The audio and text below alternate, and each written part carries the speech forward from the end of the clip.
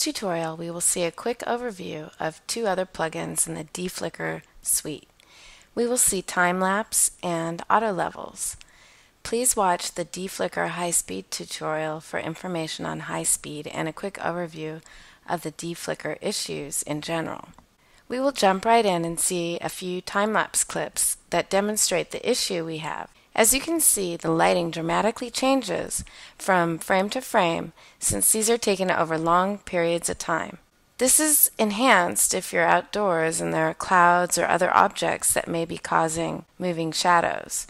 Illumination varies across areas of the image on a per-frame basis. Global color correction cannot address this issue since only parts of the image vary in illumination. Here we are in After Effects. We can add DEFlicker Timelapse to our footage and we'll see that Timelapse stabilizes the color across a sequence even when there is a lot of random movement. This is because of a new technique developed by revisionfx.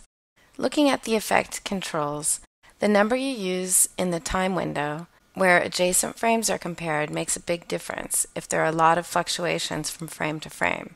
You can see just by default that the Time-Lapse plugin already stabilizes the color.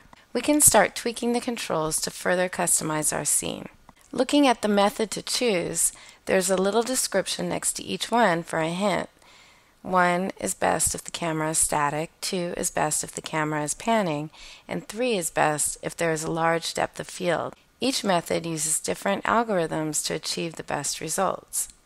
There are a couple ways we can use the Time-Lapse plugin. We may want to just remove some of the boiling look we're getting across the footage. In this case, we can adjust the time window. The next thing we may want to do is make the color level more constant throughout the sequence.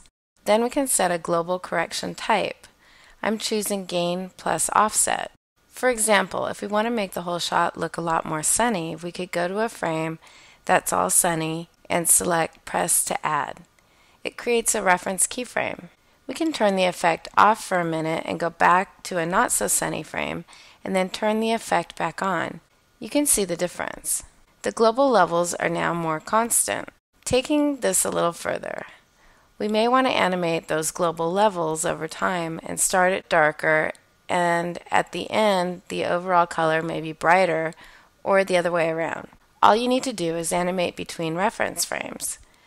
We can set the reference frame to animate. Go to a dark keyframe and press to add. Then I can go to frame 0 and change the reference frame number to 113 because I know that's a brighter frame. And then I just have to make sure that I have this dissolve between reference frames box checked. And DEFlicker will dissolve between the two reference frames.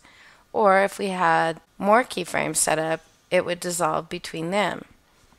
So you see here, if I go to frame 31, it's now at a value that's between the reference frame 113, which was bright, and 75, which was darker. The max change percentage is set to 100% here, so it's at the maximum. If you want less deflickering, you can reduce that percentage. So here's the before and after of the time lapse. You can see that DEFlicker has made a big difference. Let's take a quick look at another plugin in the suite, DEFlicker Auto Levels. We will just go over a quick tip for one thing you can use it for.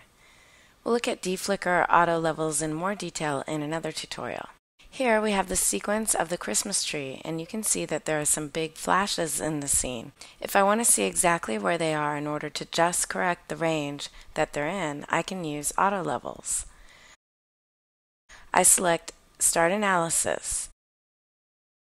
Once it's generated an analysis curve, I can open the curve editor to see it.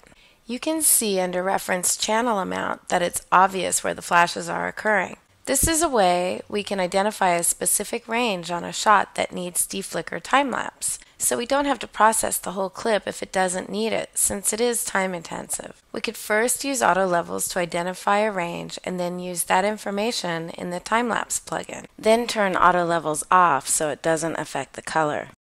There are a couple ways we can use the information to isolate and just affect the specific range. We could either animate the time window or the max change value. In the time window, we would set a keyframe to 0 before the first frame that the flash is happening, so there's no effect. And then on the next frame we would set another keyframe to whatever number we've established is good for our shot. In this case we'll use 4. Then we add another keyframe of 4 after the flashes to hold that setting. And then we add one more keyframe and make it 0 again to turn the effect off after the flashes. If we use the max change value, it's similar. We could make it 0 before the flashes, 100% during the flashes, and then back to 0 after the flashes. Here's the before and after. Look out for more on auto levels in another tutorial. This was a quick overview of DEFlicker Timelapse with a little tip on DEFlicker Auto Levels.